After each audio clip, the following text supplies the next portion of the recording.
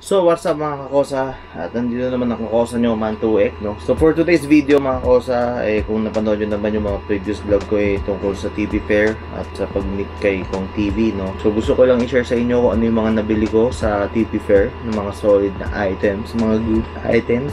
So bago natin umpisahan tong video mga kakosa, pasok muna natin ang intro. Let's go!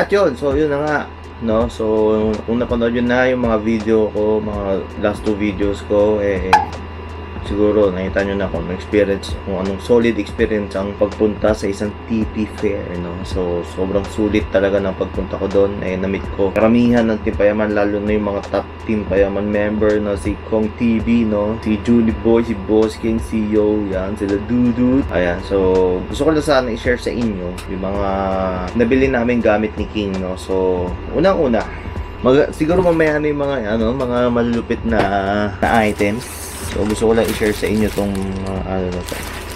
So unang-una mga kosa, una natin binili, ito yung una papakita ko sa inyo is yung lanyard ng Team Payaman by V-Line Media Group, no. So ano siya, Idealist siya, pero TV Fair lanyard, Idealist lanyard. So bakuna tawag pa sa Idealist to. Yan, so ang bili ko rito is nasa 100 plus lang yan, or 100 lang sarado. At yung pangalawang binili namin, ay hindi pala bili to, freebie ni Unclots. Sabon siya. So parang deep cleaning Kojic soap. Free lang to. Bigay lang sa amin, no? So freebies lang. Shoutout kay Unclot. Ewan kung tama yung pag-pronounce ko doon. So syempre, hindi natin kasama si Angel, yung ating girlfriend, no? Yung aking girlfriend. So kailangan, meron tayong pasalubong sa kanya. Kaya pwede na! Bumili tayo ng V-Line Cosmetic, no? So actually hindi ko naabutan si V doon. So kada pila namin lagi nagka-cut off, kaya kung napansin niyo sa mga video namin, hindi lumabas si V sa vlog ko. So bili namin sa is to, lip tint yata to, lip tint sa V-Line, tsaka itong powder. Sabi nila powder daw to. Actually hindi ako namili nito. Yung ang namili nito is yung yung tough ng V-Line. Solid din, solid. Mura lang to guys, 300 yata bili ko dyan sa lubong natin. At syempre ito yung mga sobrang lupit na mga items na bili natin, no? Kong clothing. So nakita nyo na to nung video ko tungkol kay Kong. So walang sign to kasi gusto ko suotin to. Hindi ko siya pinasign kila ko. Kasi pag pinasign mabubura lang rin naman or mag-fade. Kaya hindi ko siya pinasign, no? Kung clothing na ito yung pinaka-mahal binili ko. Pero worth it naman, no? O yan. Kung clothing, isang sweatshirt, Team Payaman. Let's go. So ito na. Ito yung pinaka-una namin talagang binili ni King. Ngayon ko lang papakita. Ayan.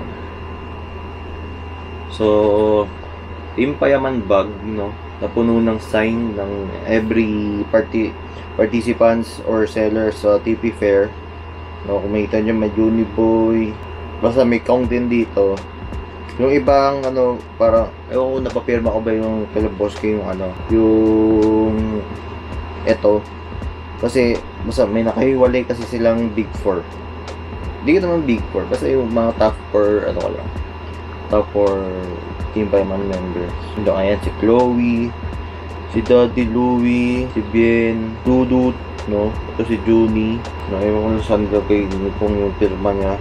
Basta ito, no? Open for bidding. What? Auction sa mga hindi na joke lang. Ito pala Kokon. Ito Kokon. May pirma pala ni Kong to. Kung may pirma, nakita nyo naman sa video, dami ko pinapirma doon. So ito, bag to. So ito, bala ko sanang ipa-frame to.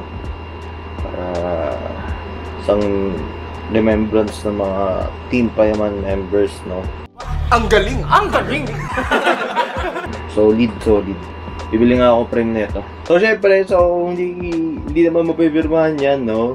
Kasama sa binili natin, yung marker.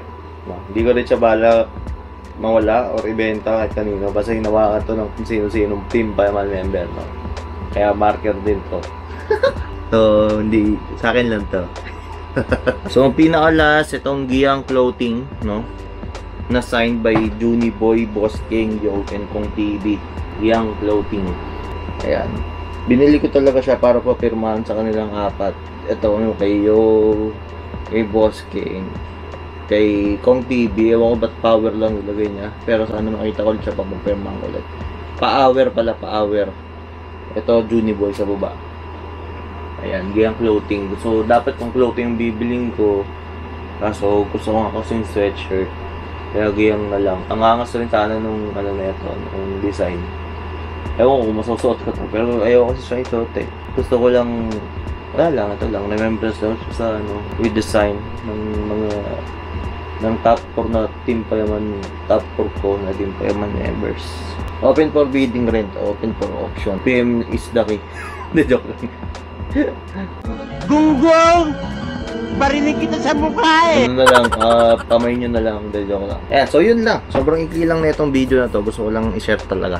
Sa lahat ng nakanood ng video ko, please like, comment, and subscribe. At sa mga previous video ko nakasama ko sobrang malaking achievement sa akin. Sana mapanood nyo lahat yung pagpunta namin sa Team Payaman. Pero, pinakapangarap talaga yan. So, hanggang dito na lang ang ating video, no? Please like, comment, and subscribe to Kako sa channel at ring nyo na rin ang notification bell, no? So, bye-bye! Stop. Okay.